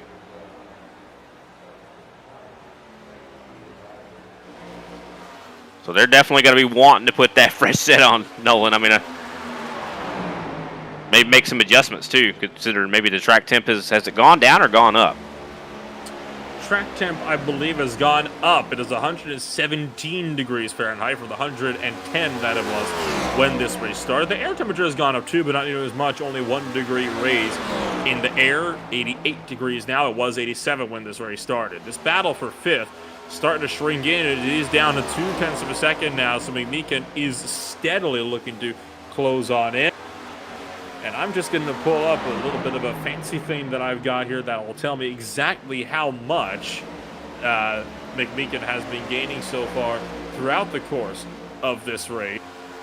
Or at least over the last few laps, I should say, over the likes of McBeacon. I mean, you look at this here, I mean, so far, gained about 0.03 of a second on lap 82, 1/4 of a tenth on 83, 0.5 tenth on 84, another 0.04 of a second just this last lap, but did lose over a tenth 2 laps ago. So it is very much fluctuating at the moment, I'd imagine, with how dirty air is impacting that 41. Yeah, I think that's exactly what it is. I mean, the closer and closer he gets to him, the less air he's getting on the front of that car. That's definitely going to affect his handling. And as you see, he starts to drop off again here. Well, in terms of lap times, he actually was a little bit quicker, 0.06 of a second faster, but that was before the hit start finish. But I think that's kind of what killed the run a little bit. Yeah, Matthew McBeacon, that 41 and that Ford. I mean, he's definitely a strong contender out here. He's had good finishes in the past. So we know he's a solid driver. I mean, I've seen him in other leagues too, and he definitely knows his wheelman, and especially going up against the likes of Josh Schaffner. I mean, we can see Josh Schaffner on a Saturday win. So I mean, Josh Schaffner's no one to you know, talk down on. That's for sure. Kenny Powell has had a problem. The 24 car has he has had his motor expire on him. There we go. So the number 24 car, the damage finally getting the best of his G&G Toyota Camry as he succumbs to that engine damage. He'll now be out of this race. As you and I both very well know, Brian, it takes about half an hour to get a full engine change on iRacing. So realistically, when that happens to you, unless you're in like a 24-hour endurance race, not going to happen. As McMeekin breaking that back end out just a little bit. Definitely making it interesting there. Well, yeah, that's one interesting thing, you know, about this car too. You know, usually if you get some front end damage, you take the tape down, but that's not even an option in this machine. Olsen has come down to pit road this time by. Now I wonder if this would be a scheduled stop for Olsen. I believe at this point he would be just good enough to make it on fuel towards the end of this race. How many laps do we have remaining at this point in time? I think like 43, I think. Yeah, and you could go 48 laps on fuel. So yeah, Olsen is good to go to the end. So he's not running that tank dry. He's stopping early. How about this? Carl Dodson going to come with him following the strategy. There it goes. It looks like it's shooting off. I would not be surprised to see a lot of people going down because Dodson was in the top 5. I mean, he's going to definitely influence some of these other guys. Estimated fuel run was about 48 laps. They are just crossing over to lap 40 now. So Dodson in the pit road. Sanchez has also pitted this time by. And I believe that is just about it currently for drivers that are coming down to pit road. Still watching other guys that are running more up towards the top end of the field. I think those guys are more going to be waiting to come in, though, a bit afterwards or towards the end of this race. Dodson goes down a lap because of that, as Hoffman will clear now by 2.7 seconds back to Chris Johnson for second place. Yeah, I mean, he definitely, Clayton Hoffman seems like he has got the superior long run set up here tonight. I mean, he is just driving away right now. These guys have a chance in the early run, but it looks like he is just, it's crazy to see, you know, but not, it shouldn't be a surprise. I mean, this is Clayton Hoffman we're talking about, right, Nolan? I was going to say, I mean, when does he not have a good long run setup? That was even the thing. Even back when he was in G&G, that's why he was in contention for championships. But back when he was in G&G, especially before he put in stage racing into the ISCA. I mean, he definitely seems like he's got a good all-around car. I'm curious to see when he decides to bring it in. I mean, last time by was the fastest man on the track that is not on new tires. So, I'm telling you, he's got a good car. He's steadily just pulling away. And like you said, I mean, I know, you know, seasons before we've seen him almost win these championships, but it just at the end, just something happens. You know, just like the last season championship with Levine winning it. Mark Padgett has pitted from third place this last lap, so the number 02 is now into the lane for his first run of green flag stops on the day. Schaffner, McMeekin both can be pitted at the same time from what is now third and fourth. So this is going to be about that time now where everybody's going to start coming down pit road now that we know they're going to be safe to the end on fuel. Yeah, some guys are probably waiting a little bit longer. That way they have a little bit fresher tires for sure. But Mark Padgett definitely was one that signaled a lot of these guys pitting in, considering he pitted from third place. And Derek Jacobs goes down with them. So Jacobs is also into the lane. He was running seventh place. And I believe he's actually one of the last drivers that had not come down to pit road that was going to be on cycle. So that's going to put your top four all still with yet to pit. Thomas O'Hara is the latest driver to bail out down to pit road. There is at this point only going to be three drivers on the lead lap. That is Hoffman, Johnson, Kozlowski, all of which have not yet stopped for service. Now, I have to ask, with guys like Carl Dodson coming in early, do you think they'll be able to make up enough time on the likes of Hoffman and Johnson on the fresh rubber that they might be able to just break away and see if they could take dare I say it, a race lead away for the time being? I would be very surprised. I mean, he might take it away considering these guys are waiting so long to pit. But, I mean, I don't think he'd stay out there For sure. I mean, I'm surprised Chris Johnson isn't trying to short pit Clayton Hoffman. And there goes Chris Johnson down pit road. It looks like Hoffman pitting also, though. Follow the leader. So I would have thought that Chris Johnson would have really tried to do some type of alternate strategy because, I mean, he hasn't been able to really, combat Clayton Hoffman's long run speed. So, I mean, maybe he could have tried some different type of strategy, but it looks like he's going to stick right with what Hoffman does here. So we'll wait to see where some of these drivers cycle on through. The fourth place driver, Carl Dodson, is just halfway down the back straightaway, and Hoffman is already in his pit box, coming around through 3 and 4 for Carl Dodson. And I think you're right. I think they're going to easily be beating, or they're going to be beat off pit road here by Clayton Hoffman. Oh, well, I say that now. Dodson coming around through 3 and 4, and this is a long stop for Clayton Hoffman. Hoffman's been black flagged. I just saw that now. Oh, my word. Speeding. That is terrible news for Clayton Hoffman. Now, what happened to Chris Johnson? Because I think Johnson is still in pit road. He must have got speeding too. He did. They both got speeding. Oh, my word! You've got to be kidding me. I feel like this is gonna get if another caution does not come out, this gives the best chance of a win to Mark Padgett because he's right there on Carl Dodson. And we've seen Padgett, he has third place, top 3 speed. And with those two really effectively out of contention here, this is his race to lose. Very, very big news from the Kentucky Speedway. And this puts the battle for the race lead a quarter of a second apart between Dodson and Mark Padgett. Two drivers that have already been duking it out so far all throughout this green flag run. That is shocking. Unbelievable. That is some shocking news right there. I mean, to see those guys make that kind of mistake, I mean, that's a rare mistake from Clayton Hoffman and Johnson. You talk about target fixation, right? Getting hit for the exact same penalty when you both pit on the same lap. Yeah, those guys have got to be praying for a caution. A 10th and a half separate your top two. Dodson and Padgett looks like they're getting ready to brawl it out for the race lead, but Padgett going to take this one easy here as there you see lap traffic up the road. I think that's what Padgett's worried about, right? He doesn't want to get caught 3 wide with lap traffic, especially damaged lap traffic, knowing how hazardous they can be. Yeah, I think Padgett really is just showing a lot of wisdom, just being patient. I think he knows he has good pace. He was able to pass him on that last run, so why wouldn't he be able to do it again? I mean, he just needs to save his equipment, don't push it too hard, and I think that's exactly what he's doing right now.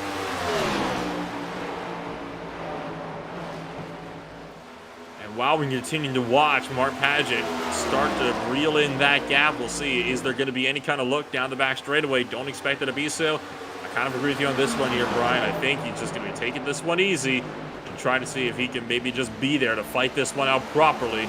Come the end of this race, oh look out, Dodson up the hill, and that might open up the door for Padgett, already closing in. 0.08 when they hit start finish, but it's not going to happen. Mark Padgett taking this one easy, going to be running this one out and playing the long game. Let's ride on board with Mark Padgett for a few laps while we give our boys a little bit of a rest, and we'll watch this ever-fluctuating battle of what has been a very unexpected fight for the race lead.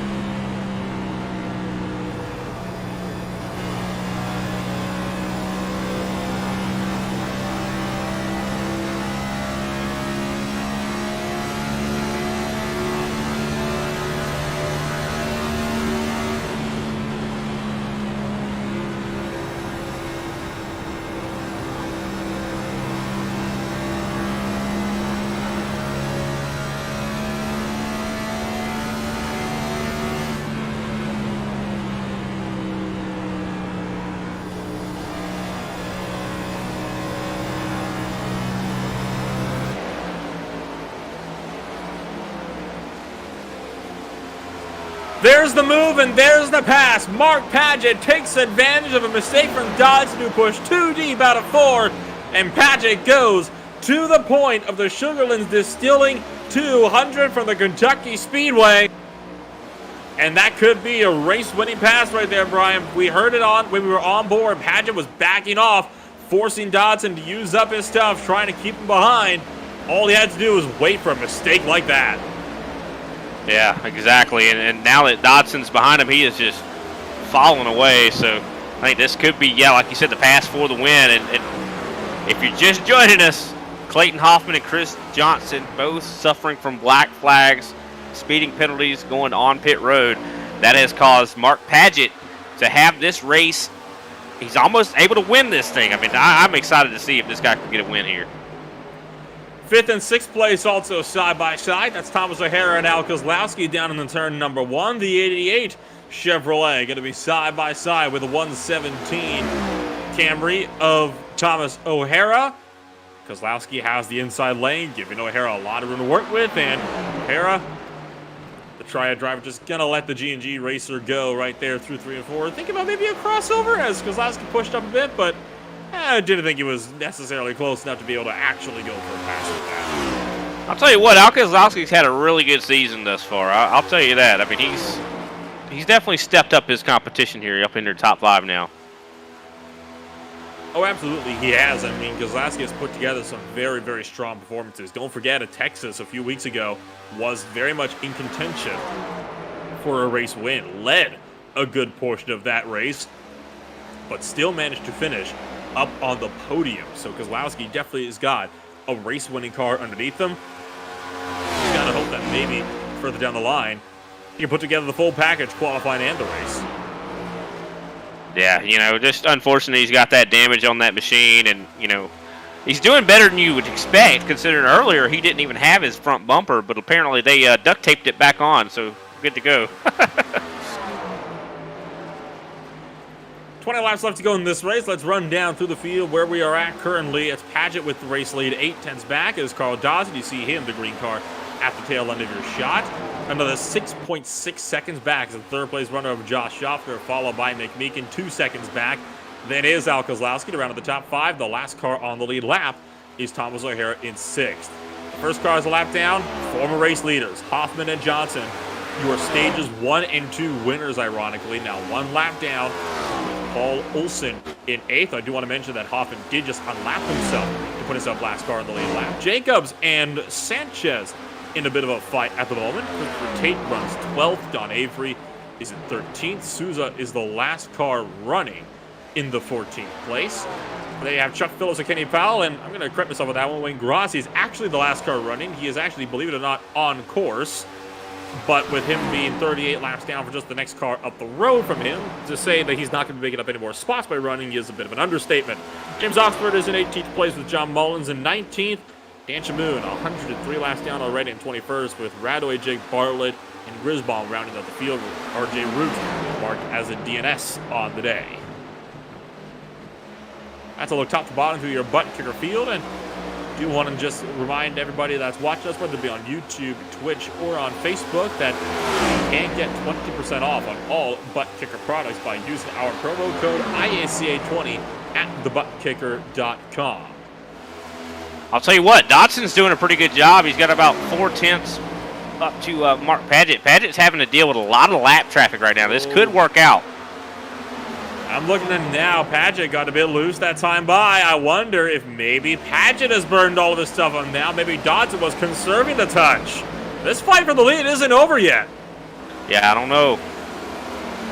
I think if Paget gets clear of this lap traffic, I mean, he might be able to deal with it. But as soon as we've already seen how these cars handle in dirty air, and I think that's exactly what's happening right now. Gas back down to under 4/10, so it was up to about as much as a second a few laps ago. Now that they're in clean air, will it grow or will it shrink? Dodson keeping the gap steady at about 3.5 of a second. Paget, I think, is trying to link up with some of the draft with Clayton Hoffman just up the road from him to try to use him to pull himself up. Dodson's closing, and he wants his lead back. This is crazy. I mean, Dodson definitely He's got us looking like fools. Can he, get up there? Oh, real loose. A little bit of loosey-goosiness off that turn 2. Well, to be fair, I've seen this sort of thing before, right? Drivers are really good in the short run. The car falls away from them in the middle portion where tire wear is a bit of an iffy thing, but later in the run, it starts to come back to them. That's exactly the type of thing we're seeing with Carl Dodson at the moment.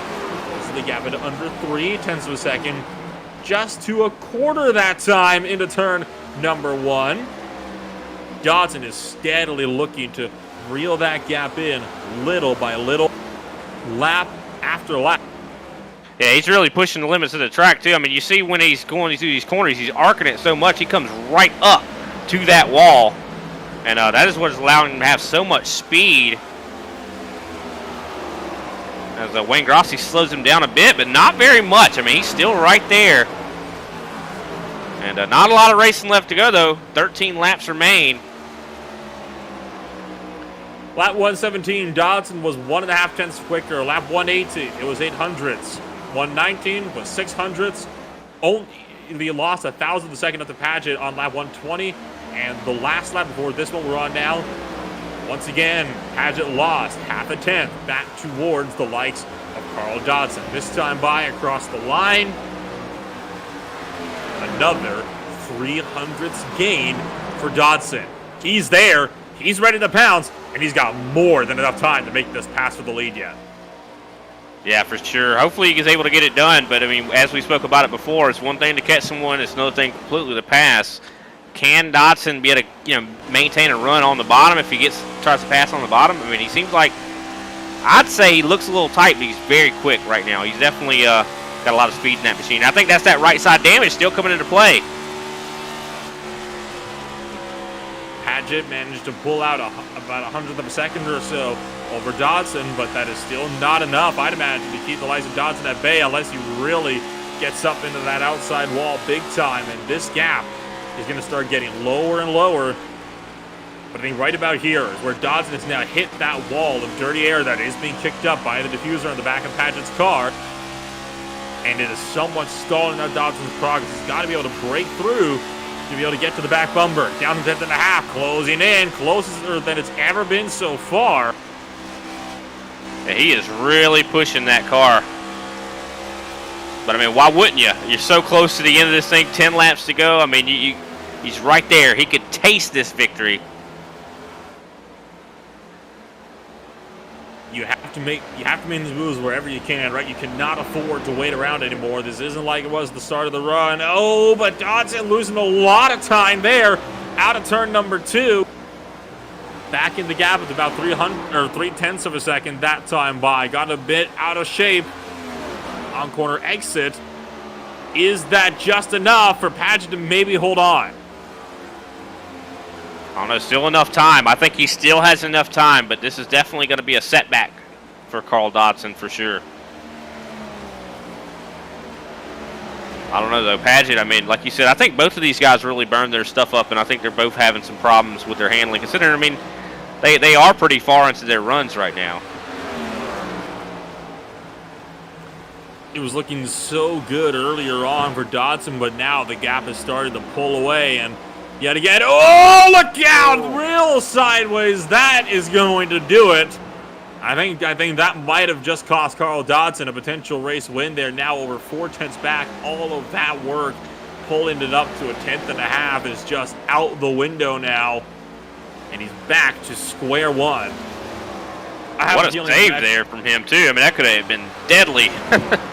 I have to say, I think it was the dirty air from Paget that cost Carl Dodson quite a lot here, and it's only continuing to cost him as the mistakes start to pile up. Yeah, but still, what a great performance from Dodson. I mean, second place is not bad, but I know drivers like him, I mean, most of the time they don't like second place. They want to win.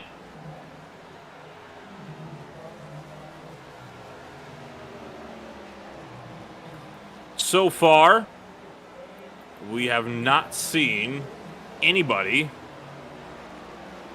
that has been in contention for a race win apart from Hoffman and Johnson outside of your top 2 for the time being. And with coming to 5 laps to go, unless there is a late race caution, this battle could rage on to the last bitter corner. But Paget is looking just a little bit more smug every single lap as we get closer and closer to the end of this race. Now, I'm telling you, someone who really wants to see a late race caution is probably going to be Clayton Hoffman or Chris Johnson. Johnson's actually in the lucky dog position right now. Of course, we discussed it before. Clayton Hoffman's actually on the lead lap, but I don't know. Hoffman has enough time maybe to catch up to Thomas O'Hare to maybe take that spot away. I don't know. It's kind of a tall order, I'd say.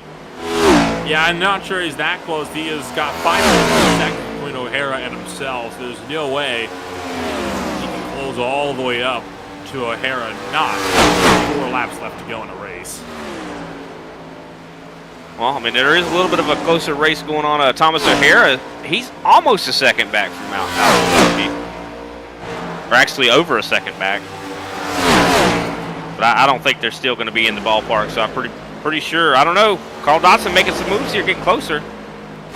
Down to a quarter of a second, that time by into 3. Like I said, this fight still is not over. It'll just take one mistake from Mark Paget in that Triad 0-2 relay to put him at bay. Now, this is an important thing to note. These are Triad teammates running with each other at the moment.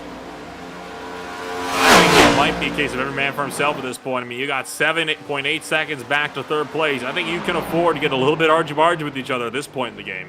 Oh, yeah, for sure. Definitely going to be a good day for Triad. A little bit of tire smoke there, brake smoke from Carl Dodson there. Broke it loose, and with 2 to go, I think that's it. He would have to be 2/10 faster every single lap if he wants to get past Paget at this point. What a good job from Triad, though. I mean, those guys definitely going to be happy to have this win under their belts. This would be Mark Paget's first win in ISCA competition as well. Oh, Dodson, hang on to it, buddy. You're not out of the woods just yet. I think that's it. Dodson has lost any pace he might have had.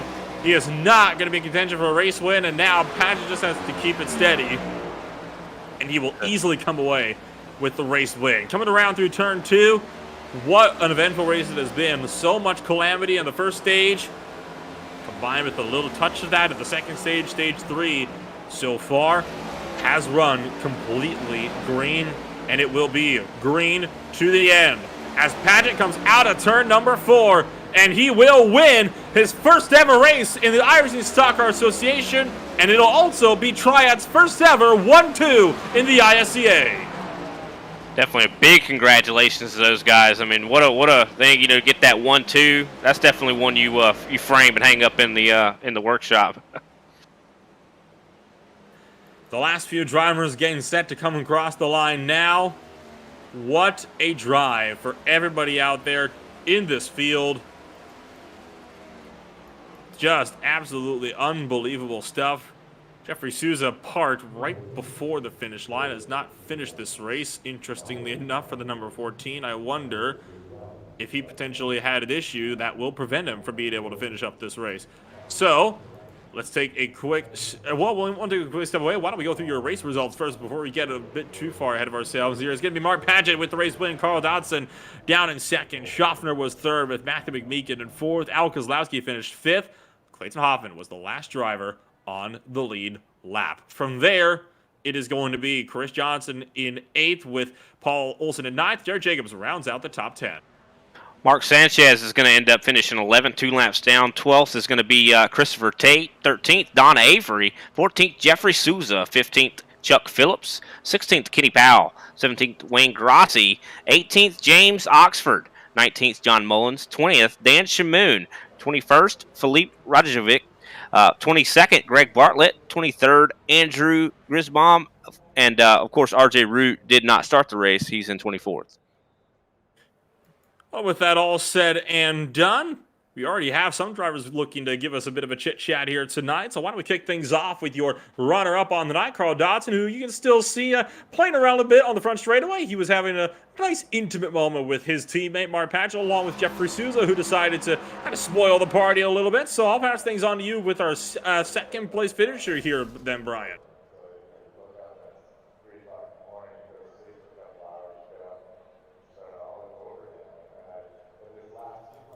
Well, looks like Brian might have had some technical difficulties, so instead I'll give you a bit of a chat here then, Carl. What a race for you with teammate Mark Paget out there. You were so close, but just a few loose moments in the closing laps cost you a race win here tonight. But do you think had those not happened, you might have been able to give Paget a run for his money?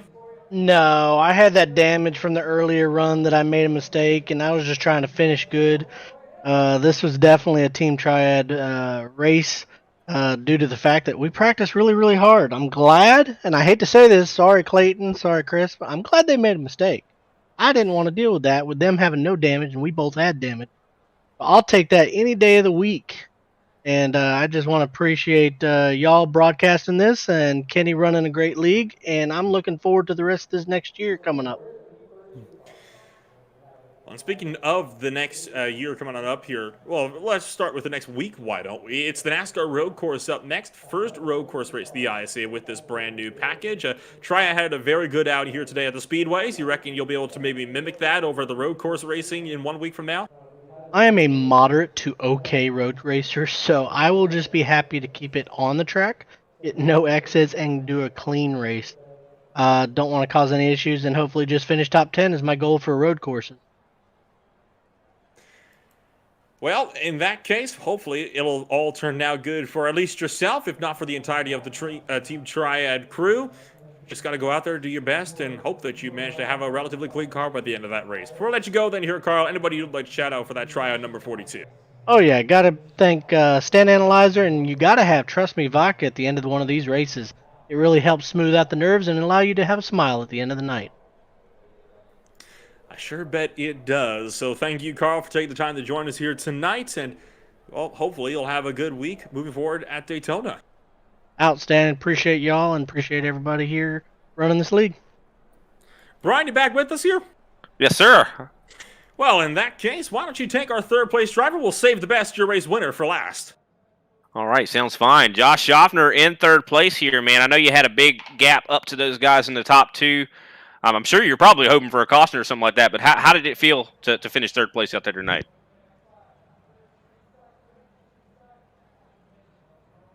Mr. Schaffner, do you read me? Yeah, I'm here. Sorry about that. I had my inline mic muted there, but no, what? Yeah, pretty happy with the finish overall.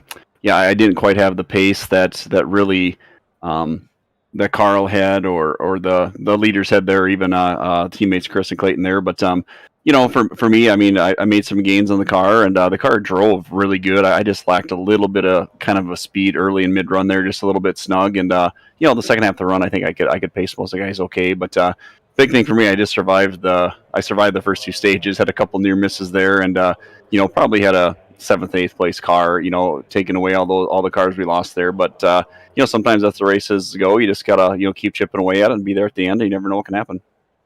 Yeah, that's definitely a good point. I mean, if you're just there to survive, I mean, you get yourself a third place finish, even if you're not necessarily good at that certain track.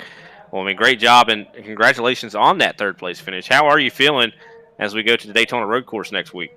Yeah, very similar to Carl's comments there. I've improved a lot at road racing, but for me, my goal would be there and just stay on course the entire race. And in a lot of those road courses races, if you can run clean races and just stay on course, you can usually put together a pretty good finish. And we'll hopefully put a little bit of time into it ahead of next week, and just try to keep it on the road. That's the best thing you could do. I mean, especially when a road course. I mean, keeping it on the road is probably the best thing you could do. Well, after that third place finish, man, who can we shout out for you tonight? Yeah. First off, congratulations to Mark and Carl on the first and second finishes there. I want to thank you guys up in the booth, and thank ButtKicker and the ISCA and Kenny, the whole group that put so much time into this. And got to thank G&G and obviously Premier Racing Setups. We've been working on the car all week, and but we had a pretty good base there. We're making some nice gains on it, so got to thank them. And got to thank Smith Farms. I'm sure the guys there, Todd and them, are tuning in here tonight. And Pioneer Corteva and all the guys that SGI and H&B and JMS and Mayor Seed Solutions, all those guys in the seed world that help us each week. Got to thank them all. Definitely a mouthful of sponsors there for sure. I'm sure they're all thankful and glad to see you up in third place, and definitely look forward to seeing what you can do next week, Josh. Appreciate your time. Brian. And that'll move us on to race winner Mark Patchett joining us now from Victory Lane. And Mark, it was looking like you and the rest of your Team Triad crew was going to be duking it out for third place with the likes of Josh Schaffner. Then pit stops happened, and well, we know what happened to both Hoffman and Johnson. When did you realize that you were going to be fighting it out for the race win? Well, it was about the time I guess they had to pit again to serve their penalties. I didn't know they got it when they did, but when they pitted again and we saw it on our relative, Carl and I knew we were going to be fighting for the win. And how is that going to play out with you guys? Because obviously, we haven't necessarily seen Triad fight it out for a 1-2 finish just yet. Was the plan to just take it nice and simple so far? Or are you kind of having a let's fight it out at the end mentality with each other? We didn't actually discuss that. Before the last few laps, we were just riding around. We weren't even pushing that hard. So, Carl and I both had damage. We got it damage early on in the race. So, I was just content to ride after that. I was just riding around behind Carl, actually, for a lot of the time. And, it was a little surprising that we ended up 1-2. But we had the speed. We just didn't think we'd be there with the damage early. Of course, we heard Carl mention earlier that he was a bit of an okay-ish road course racer. What's your thoughts, though, on the Daytona road course as we get set to swing down to Daytona Beach? Yeah, I'm going to echo Josh and Carl there. I'm average on a road course. I mean, I'm not the fastest by any means, so I'll be doing good I'll be happy with the top 10 and keeping it on the track also. Before I let you go then here, Mark, anybody you'd like to shout out for that Triad 02? Yep, all my teammates. There were a lot of us behind the scenes building setups, crew chief and spotting. So, it was a team effort tonight. It really was. So shout out to all them and our sponsors, Stint Analyzer, Trust Me Vodka. Without them, it wouldn't be possible. So thanks, guys. 14th to first place sees you not just get your first ever win, Mark, but also your first ever Triad 1-2. Congratulations on a solid race win tonight. Best of luck next week in Florida. Absolutely. Thanks, guys. Thanks for putting on a great broadcast, like always.